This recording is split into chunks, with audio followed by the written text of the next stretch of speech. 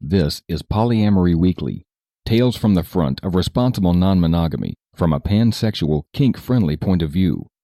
A warning for our under 18 listeners. This is an adult-oriented podcast about really lascivious things, like communication and honesty in relationships. If you're under 18 and looking for upfront advice and answers to questions about sex, please visit scarletteen.com.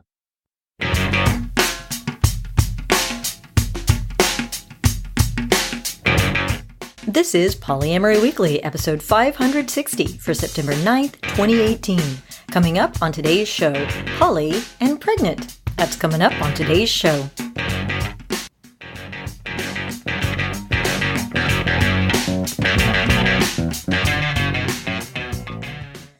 Hello, everyone. I am your host, Minx, here with my co-host, Lusty Guy. Happy to be here as always. Welcome to the show, everybody. And thank you for your patience with what turned out to me over a month hiatus. Taking August off, didn't mean to, just happened that way, but very happy to be back behind the microphone. You know, when you think about it, it was just you displaying your natural Parisian tendencies of taking the month of August off. I went on grand vacances. Yes. I did. I didn't actually go anywhere. No, and you worked your eyeballs out while you were there, but nevertheless. Yes, indeed. Well, we have a really jam-packed and super fun show for you today. We have a listener question about being poly and pregnant. We have some amazing poly in the news that we are just going to freaking rave about. And we have listener feedback and a happy poly moment, plus the tip bell and all kinds of good stuff. So I should probably shut the fuck up and start the actual content. Charge!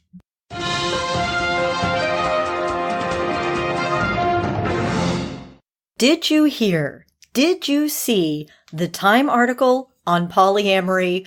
OMG.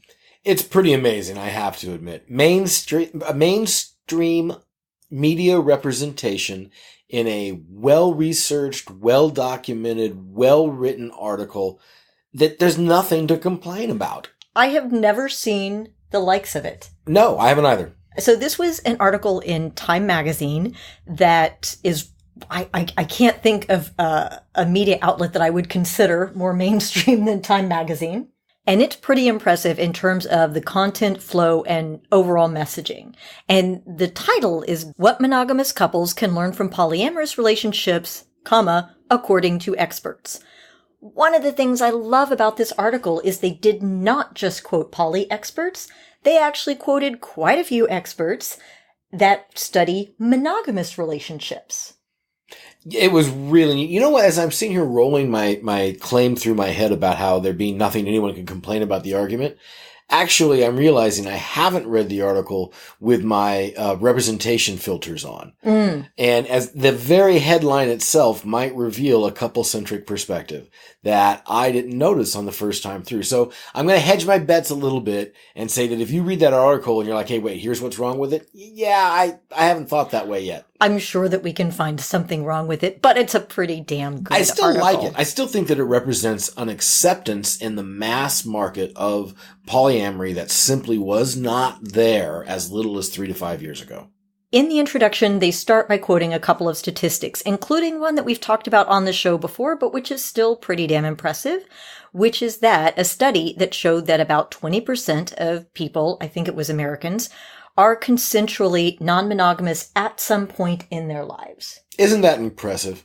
Which is really good. Now, it's not identify as non-monogamous right now, right, but at some point in their relationship, at some point in their lives, they have been in a consensual non-monogamous relationship. That's actually pretty cool. I think so. 1 in 5 is a big number. That's a big number. 20%. That's pretty cool. They also, in the introductory paragraphs, throw it right up there up front saying polyamory is not necessarily better for everyone. Yeah, quoting Carrie Jenkins, right? Yes. She's a professor of philosophy at the University of British Columbia and the author of What Love Is and What It Could Be. And I love they just get that out of the way right up front, saying this is not more evolved. It's not better for everyone. It just is. I also really appreciated that about this article. There's a very strong tendency in the poly community, which I'm sure none of you have ever seen, of poly people claiming to be more evolved, more well thought out, more, self-aware or whatever. And none of those things are true, as any of us who've known more than 3 or 4 poly people have noticed.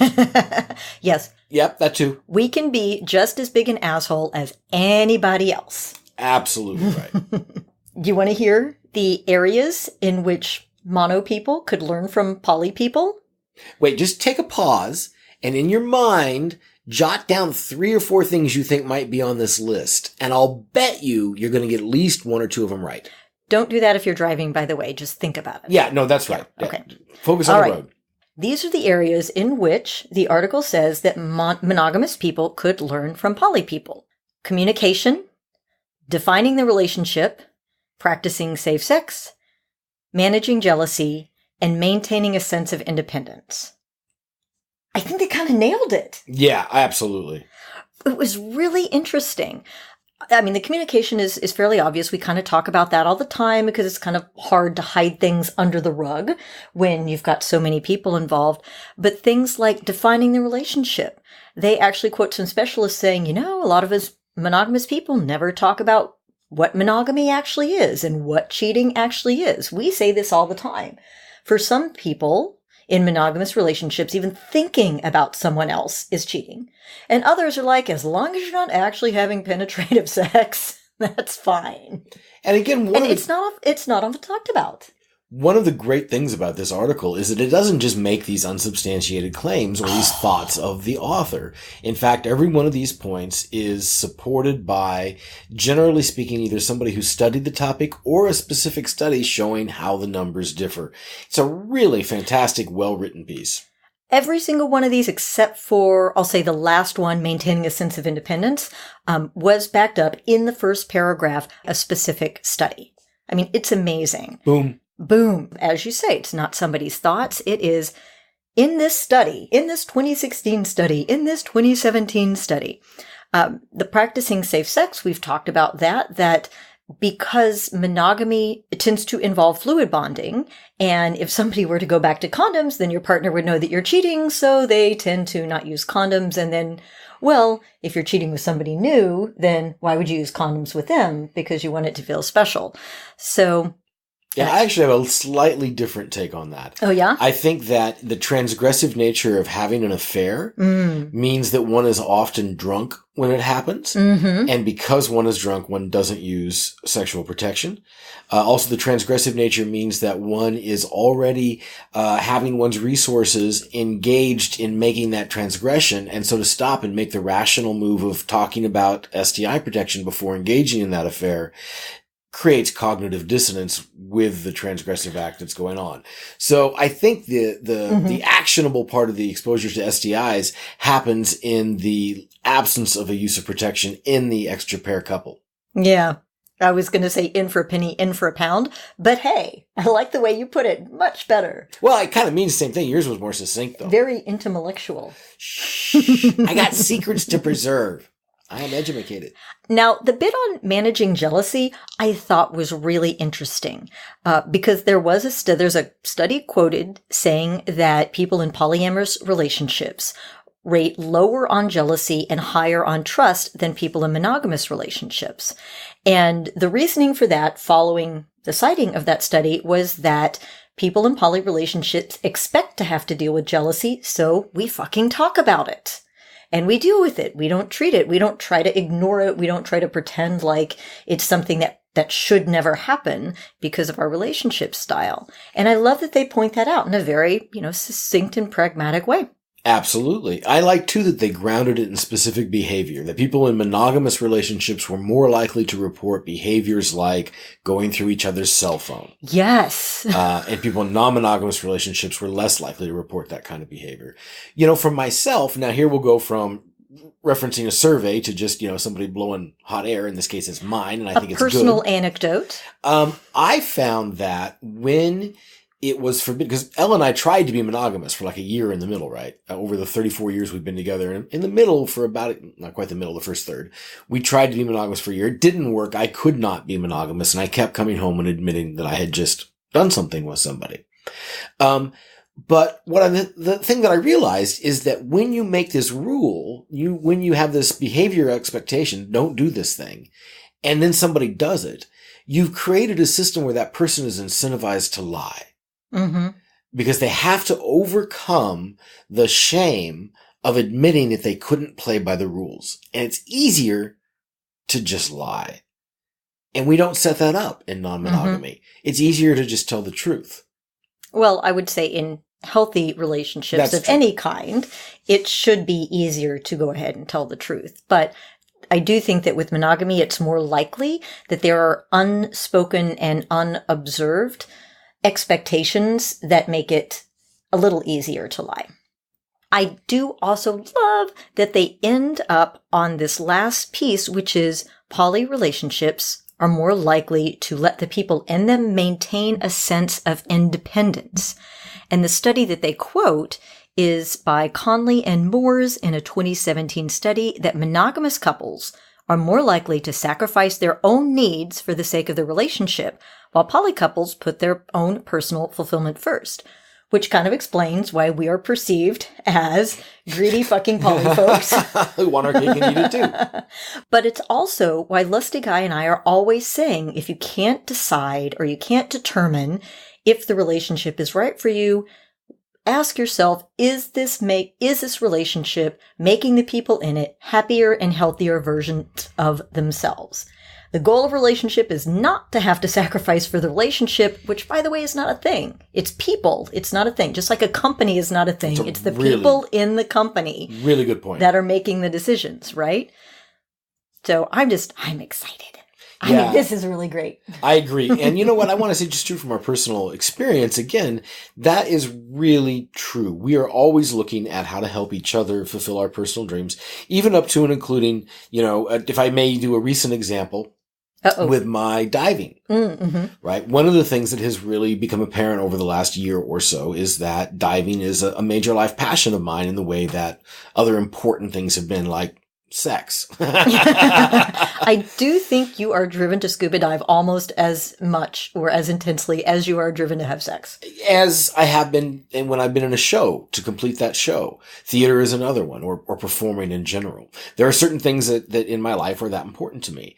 And Minx has been adjusting to that with the underlying not so well. Well, yes, but always with the knowledge that you need to support me being me. Yes. It may not always be easy for you. You may not always do the thing that you would like to do the first time. Yeah, that's true. I'm not always as supportive as I could be. But you get there. But I get there eventually. And you get there with the knowledge that you need to support me being me. And I'd like to think that, like with the Pettery trip, I do that back. And that you get to feel like when something's important and it'll make you a better version of you, that I got your back. And that's something that is true. And I've been in my experience more often in non-monogamous relationships than monogamous ones, where the relationship itself is supposed to be the thing that serves forever and makes everybody happy for always. You shouldn't need that. You have me. It is always about the people in the relationship, regardless of the style, as opposed to the relationship itself. Absolutely. I do want to give a shout out to Alan of the Poly the Media blog, who not only did a write-up of this particular article on his blog, but also then followed it up with a roundup of other really great articles in the media that are kind of similar from the past. Absolutely. I want to underscore that. Alan does a lot of work providing a lot of value for the community and activists in it and access to all of this PR. Thank you, Alan. Thank you.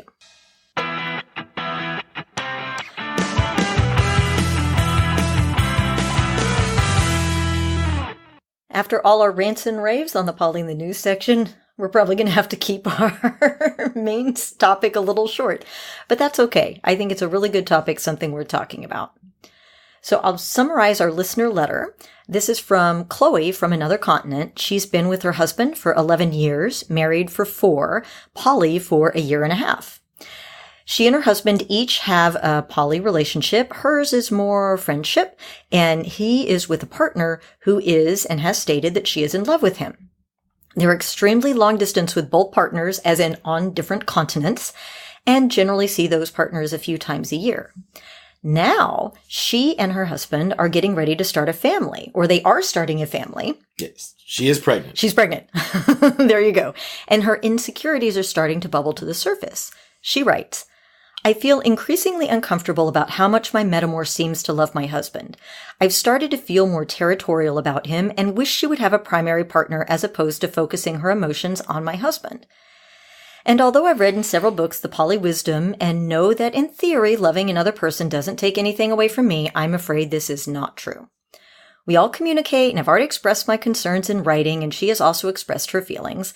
I'm quite confident that we'll manage to work things out and find a balance that feels good to all of us, but I wish I had some people around me who could help or could tell us about their experience with this. So the first thing I want to say is that everything that you're feeling is okay and good for you for acknowledging your insecurities. Right? Absolutely. And I also have some really good news for you. So that insecurity that you feel will not go away if or when your metamour gets a primary, because it's your insecurity. So the good news, I know it doesn't sound like good news, but the good news is that because the insecurity is within you, you have all the tools you need and you have the power to deal with it. Roll back to what you said was actually bothering you. You wish that your meta had a primary so that she could focus her love on someone other than your husband. So really what's bothering you is your perception of your meta's mental state. Mm-hmm. That's not a good position to put yourself in. First of all, in the same way that your feelings are okay, whatever they are, so too are your meta's feelings okay, whatever they are, even if they love your husband. That too is okay. So right now you're kind of setting yourself up for a losing game by focusing on your perceptions of your meta's thoughts and feelings. Instead, focus on behaviors. What is actually happening? Is there a behavior that your husband is engaging in that is contributing to a negative experience for you? If yes, communicate. If no, consider. And when you're considering if this is, and it sounds like it is from the letter, that this is an insecurity or a jealousy on your part, we have tools in your jealousy toolbox that can help with that. We have written out the and then what exercise that we talk about frequently on the show as a blog post. I'll provide a link in the show notes. That's our go-to exercise for dealing with insecurities or jealousies of any kind. I also recommend you can go to Poly Weekly, click on blog, and just do a search for jealousy, and then you can look at all the content that we have done on jealousy. One of my favorites is when we were interviewing Franklin Bow back on episode 277 on jealousy and courage, and I do recommend that as well. Also in the jealousy toolbox, less relevant to you, but nice to have in your toolbox, we have the discuss, distract, do exercise for dealing with jealousy. So I think it's really good news because the way you feel, unlike your perception of your metamour's emotions, the way you feel is within your sphere of influence. That is a thing that you can work on. You can't really work on anyone else, but you can work on yourself. And as you do that, in essence, what we're asking you to do is face into your fears and insecurities. Look inwards at yourself about them instead of looking outwards at your meta. Right now, you're looking outwards at your meta and saying, I don't want them to feel that way. Instead, delve into those insecurities as a function of you. Why are you feeling them? What's going on? What are the details? What are you afraid of? Why are you afraid of it? And what can you learn from it? Now, that being said, you are also super smart because you said in your letter, your instinct was that you wanted support. You wanted people who had been through this and done this and could share with you. That is incredibly wise. So I would encourage you to look for poly groups in your area to make real life friends and have a real life support network. And in addition to that, there is a Poly Families list on Yahoo groups. That's right. Yes. Poly Families run by Mama Java. And it is actually one of the longest running online poly spaces that I'm aware of. I was an active member oh my goodness, like 15 years ago. Not so much anymore, but it's still a great space. It's where I met Franklin Vo and a bunch of other big thinkers. And you may find some real support there. And certainly will find a number of people who have been pregnant and poly. Exactly. That's a good source for your been there, done that online support, in addition to whatever real life people you meet. Never having been pregnant myself or started a family, I'm going to hand over any other advice to you, Lusty Guy, because you have had a kid while you and Elle were poly. Yeah, well, let's take a look at one of your specific things that you say that, in practice, the context is quickly changing and the pregnancy is bringing to the surface some of my insecurities that were probably there all along. So if you feel like your current insecurities are simply a function of the pregnancy, like food cravings, and at the end of the pregnancy, they'll go away, well, consider that then as you work through it with everybody. There's no reason to go and have a major cosmetic surgery because you have a pimple on your nose that will go away in a month or two. If you really do feel that it's something like food cravings, and pregnancies are very idiosyncratic things that will have large effects on your emotional state.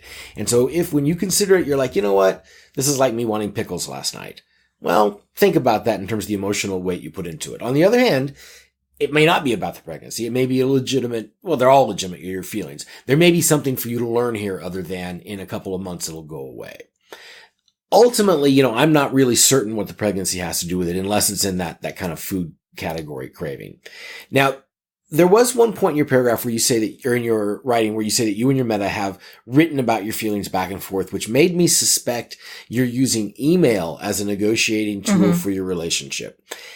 Well, we're on different continents. It's kind of hard. Yes, it's kind of hard, but it's worth it. Everybody's different. And, if you are the example that defies the rule and you guys really do best in email communication, then more power to you. In my experience, most of the time, email should be avoided for relationship negotiations. Yeah. Or at the very least, it should be augmented with voice-to-voice and video conferencing. So in as much as you can, get some phone calls going in there, get some video conferencing going in there. There might be some time zone issues. It's worth it because you can find yourself drugged down an email drain of inefficient, awful communications that aren't actually what either of you want to do really quickly.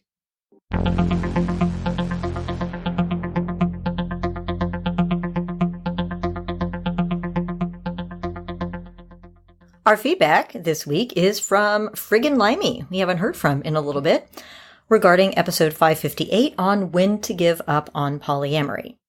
He wrote, I just love this episode as I feel it was created for me. It's very topical for my life right now. Having been in a wonderful 2-year poly relationship as a primandary, I coined the term as we were sort of between primary and secondary. I've once again given up on poly for the foreseeable future. In this episode, you said that people either are poly or they do poly. I finally realized that I'm in the latter category. For me, a straight 57-year-old part-time dad, single black male, I've realized how difficult it can be finding other poly partners. The poly rejection has been arduous. I recently met my now girlfriend who's monogamous but poly inquisitive. But as she is monogamous and we're very much into each other, so I'm giving this my best shot. I know it's difficult for my recent poly ex, the primandary, who is very hurt by my breaking things off. But from the get-go, we'd said that we'd both not attach to outcome and live in the now. I know I'm a needy guy and require a lot more quality time than most here, New York City, have the time or desire for. Luckily, I've now found what I need in a monogamous relationship. So while I'll always support poly in principle, I really need to do monogamy to get my relationship needs met. Thanks for an amazingly resourceful podcast.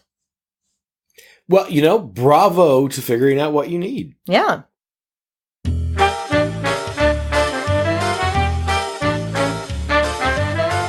It's time for your Happy Poly Moment of the Week, brought to you by Fubbly Polyamorists everywhere.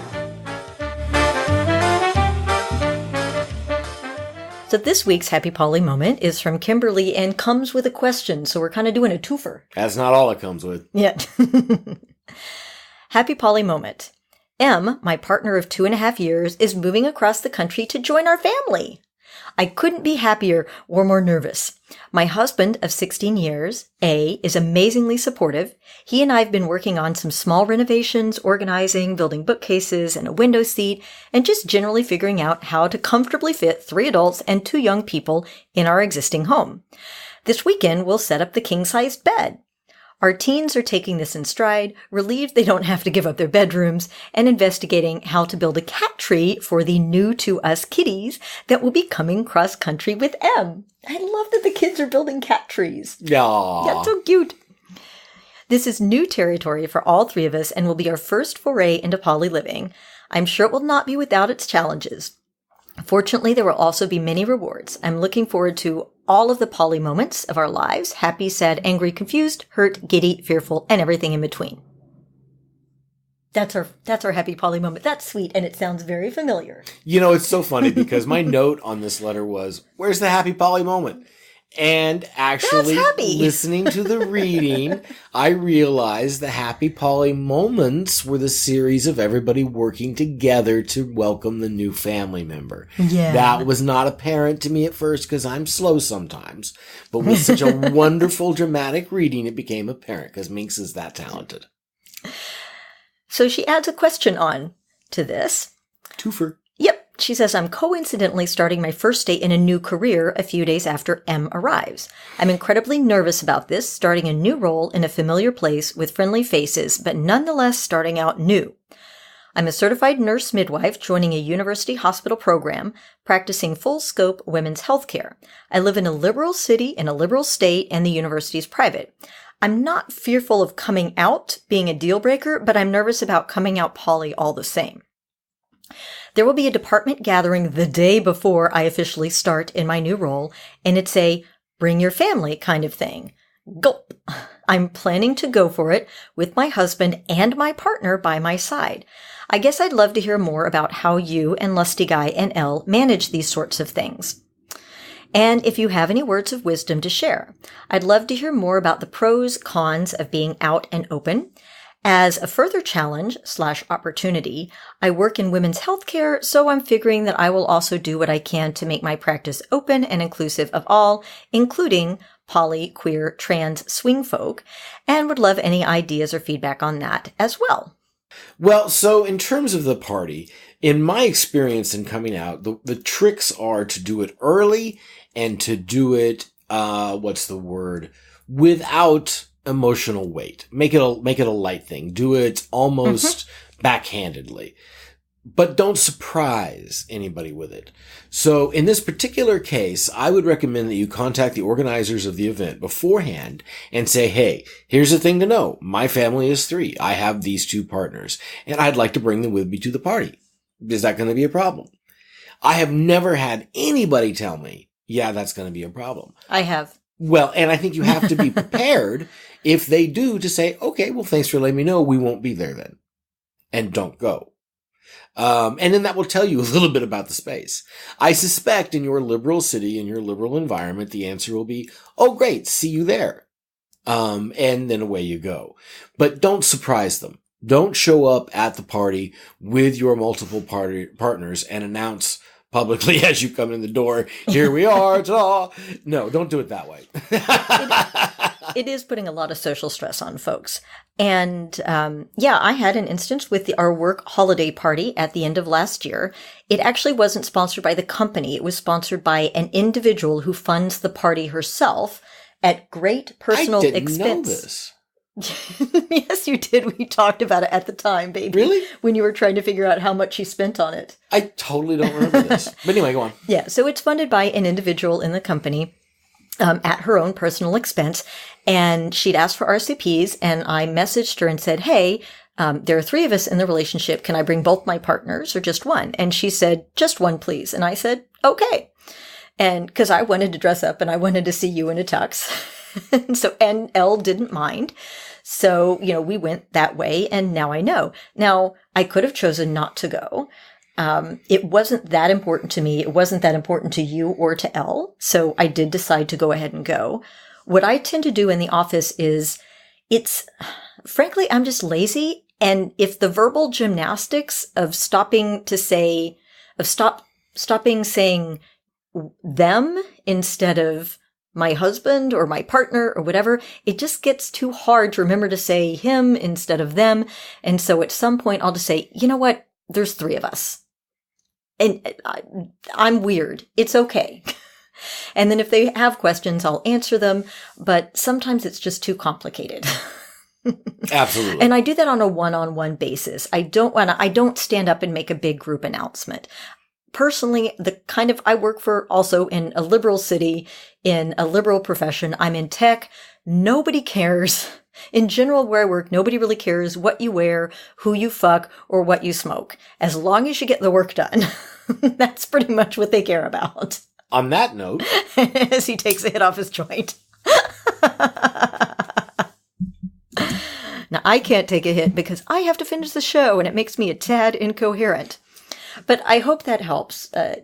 I do think Lusty Guy gives really good advice on, please don't spring it on anyone, especially not on a big group setting.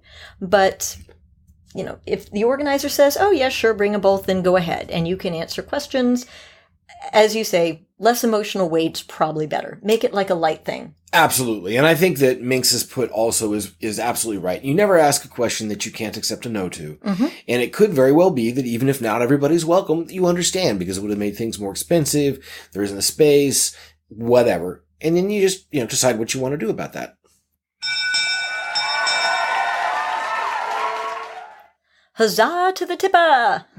Thanks to Matthew and Jeff, who are our newest Playmates, Polyweekly Playmates. Thank you for your contributions. And congratulations, by the way, we had a new student complete the Kicking Poly Drama on its ass class. Congratulations, I'm going to call the person R, since I don't have permission to use the name, but congrats on taking the class, and I hope that was helpful for you. Thank you all very much for your contributions. Well, I think that wraps it up for today's show. We are a free resource. We've helped hundreds of thousands of people navigate their introduction to and continued success with polyamory. Your donations, your comments, your feedback help keep the podcast free and awesome for everyone, both inside and outside the community. Questions, comments, feedback, email polyweekly@gmail.com or call 802-505-POLY. We have a few comments on the comment line we'll put in the next couple of shows. I love it when people disagree with us or agree vehemently, one or the other. And you can also find us at facebook.com/polyweekly, on Twitter @polyweekly or @cunningminx, and as Polyweekly or Cunning Minx pretty much everywhere else on the internet. For any business considerations or to book us for your show, email lustyguy@polyweekly.com. And with that, I think we can say thanks for listening, and remember, it's not all about the sex. Also scuba diving. That's right. That's important. And smoking.